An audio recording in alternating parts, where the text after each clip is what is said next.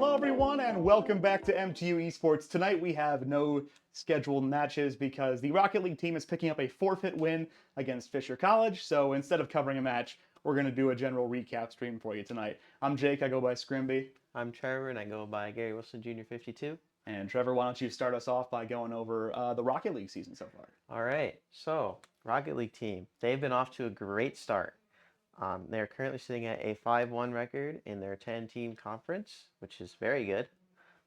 This puts them in a tie for second seed against Rochester Institute of Technology, who also dropped their game against the number 1 seed, Seton Hall. The game between the Huskies and the Tigers is on the 28th and will likely be the decider of who is this number 2 seed of the entire conference. The week after, the Huskies will end their regular season against Spring Hill College. Yeah, so Huskies in a really good spot this season. There are some playoff implications left, like you mentioned, the 2-seed matchup between RIT and Michigan Tech. Yep. It is technically possible for the Huskies to sneak up into the 1 seed, but that would involve Seton Hall losing their next match, right? Next 2. It would involve them completely losing out and Michigan Tech beating both RIT and Spring Hill. So, yeah. With how good Seton Hall has looked this year, that's a tall order. It's possible. So we'll see how Seton Hall fares over their matches for the next couple of weeks. But it seems like the deciding factor for who is going to be the 2 seed in this conference is going to be Michigan Tech RIT next Monday. So probably the biggest game of the season so far for Michigan Tech Rocket League. RIT, a very good team. So we'll see how that one shakes out. But before we go any further, we do have a message from one of our partners. If you need to be close to campus, we have places for that. Find the perfect location, live where you want to live. Go check out HoughtonForRent.com if you're looking for a place to stay next year. And thank you to Bradway Enterprises for sponsoring tonight's broadcast. I guess beyond that, let's take a look at the Smash team. Right. They are currently sitting at 4-1. Their regular season is over. They've played every single team in their 6-team conference. They reached a 4-1 record, which makes them the 2 seed behind 1 seed DePaul, who finished a perfect regular season by beating us in the last week of the year. However, that series went to 3 games, so these 2 teams very evenly matched. I know you saw a lot of Michigan Tech Smash this semester. You know a lot about how this team's doing. Yep. So just for those unfamiliar, like what is like the play style for Michigan Tech Smash? Like what do you see a lot of? And like I mean, they have a conference championship play-in once the playoffs start against UT Tyler. After that, if they win, they'll face DePaul again. Yep. Just how do you think they're feeling? What do you think their odds look like going into this playoffs? So overall, their season, it was very strong. Going in, they had back-to-back almost sweeps every single game. Yeah. It was very, very fun to watch. I think all of their wins, they won 2-0, right? Yep. But yeah. And then, their last game came up. So that I think kind of shook them up a little bit just because, they were on that adrenaline high from winning every single game before that. Mm-hmm. So, but I think overall, probably the game plan is going to be just practice up, get ready for conference, the bigger conference, against everybody else. It's going to be crazy for sure. Yeah, and there is a national playoff structure after the conference playoffs end. So if the Huskies win the conference championship, they're guaranteed a bid in that. There can also be wild card seedings if they wind up coming in 2nd or 3rd place in the conference play-in. But obviously, just winning the conference outright, guarantee yourself a spot. That's the ideal way in for the Huskies, and it seems like they've got a pretty strong chance to do so. It's just overcoming DePaul, who put up a great fight last time. We'll see if they'll be able to pull it off. We'll have to see if they can pull out their tried and true strategy of being. It seems like they normally want to be really aggressive. That's what I've seen throughout all the matches. Well, I mean, it's worked out. I think there's 3 different players who have 12 stocked this semester. Yeah. So it's like they are capable of going on a crazy run and stomping a team. So we'll see if it happens. But then going into the next team, we have Valorant, who with 2 weeks to go in their regular season is currently sitting at 2-3. They are able to make it to the playoffs still, but it requires them winning out. They have 2 games left where they're facing also RIT and Rowan University to end their regular season. So they need to win both of those games, and Tiffin University needs to lose at least one of their next 2 for the Huskies to make the playoffs as the 3 seed. That is their only way in. So high stress. Both games are must win for Michigan Tech to sneak into that wild card spot. But it is possible. So tall order, but these are 2 teams that it seems like the Huskies have a chance against. They've been strong opponents. They've picked up wins against each other and things like that. but they're not one of the like top seeded teams. They are teams that Michigan Tech will go in and be able to take some rounds off of and make a big push against. Hmm. So we'll see how that shakes out for them. Yeah, we will, I guess. Hmm. I will say though, I've watched a little bit of their streams. Hmm. Their tank player is very good. Yeah, like I mean, it's a team with a fairly new roster, I think, kind of across the board. A lot of new players in, so Mm. they've been building up team chemistry and things like that over the course of the semester, Yeah. trying to get this kind of a rebuild going on now. And I mean, they've had some really strong performances. It's just can they put the pieces together in time to make a late playoff push? Hmm. So exciting games to watch there. They will be playing this Tuesday, or yes, tomorrow actually. They do have their next game against RIT.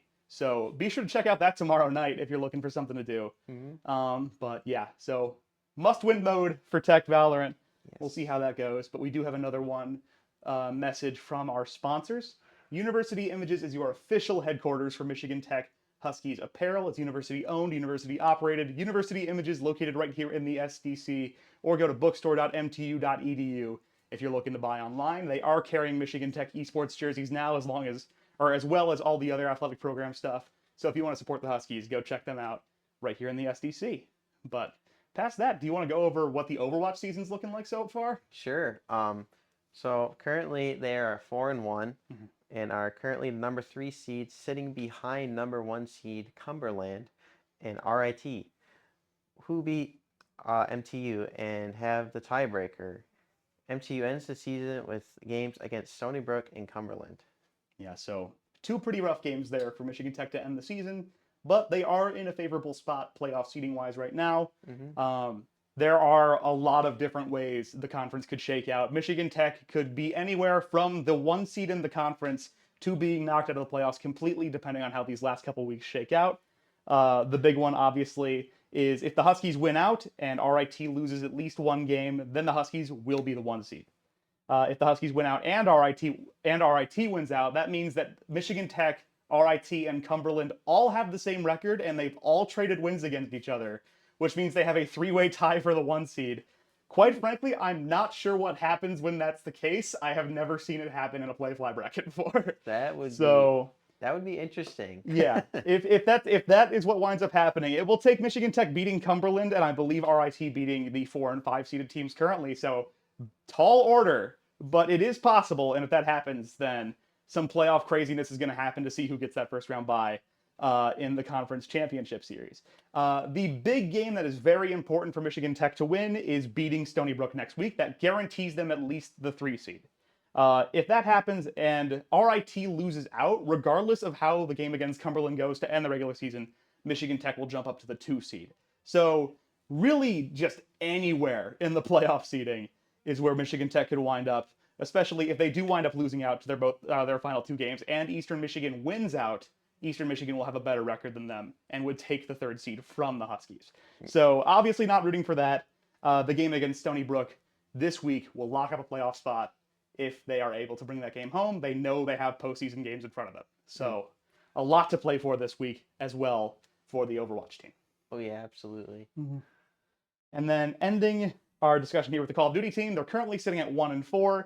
It has been a really rough start to the season, but quite frankly, might be the single strongest Call of Duty conference I have ever seen. Their opponents in this conference have been insane to just like, it just seems like you're running down the list of all the heavy hitters in collegiate esports every single week. Oh You've man. got Cumberland, RIT, Fisher's in there. It's just an insane list of teams that the Huskies have been going up against. So it's been tough to see that this is how their record's shaken out, but they're going up against really tough opponents. So it's really no discredit against them. There are still 3 weeks in the season. They have games against Clark University, Cal State Dominguez Hills, and Cumberland to end their season. Cal State Dominguez Hills and Clark are two of the teams that are in a similar position in the conference right now. So 2 games that look very interesting to see how Michigan Tech will perform, just going up against somebody that is not a roster of like top 1,000 players and seeing what happens. Because I like the COD team, we've also seen them get significantly better over the course of the year. It doesn't show up in the scoreboard, unfortunately, but we've seen games, especially in Search and Destroy and Control Points, get a lot closer over the course of the year. Last week especially, the Control Points game was absurdly close, one of the closest games of Call of Duty I've ever seen.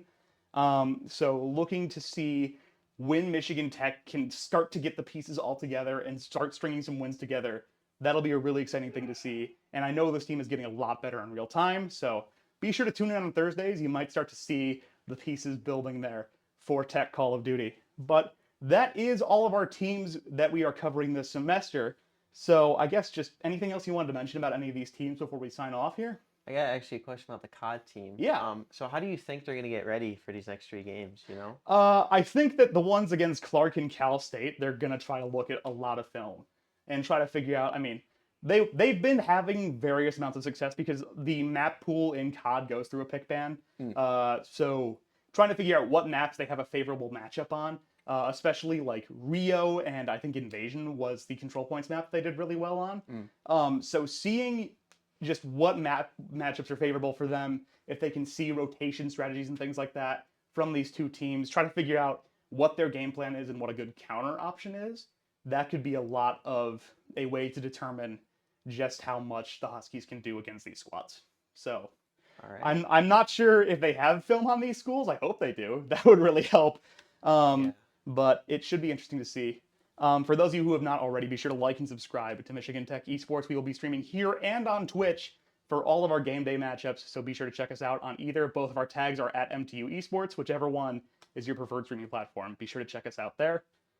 But then we have next week's schedule. I guess, do you want to go over this for us here? Sure. All right. So on Tuesday, which I think is tomorrow, Mm-hmm. Valorant will be back against RIT at 7. And on Wednesday, Overwatch will be facing Stony Brook at 7. And Thursday at 30, Call of Duty will be facing against Clark University.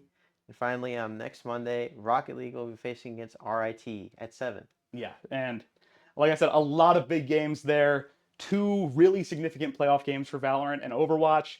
A big game to determine playoff seeding for Rocket League, and then Call of Duty trying to get those wins on the board, trying to end their season on a high note against Clark. So a lot to watch here for Michigan Tech Esports in the coming week. I hope you all enjoy it. Thank you all so much for tuning into tonight's stream. I've been Scrimby. I've been Gary Wilson, Jr. 52. All right, and we will see you back here tomorrow at MTU Esports. Go Huskies.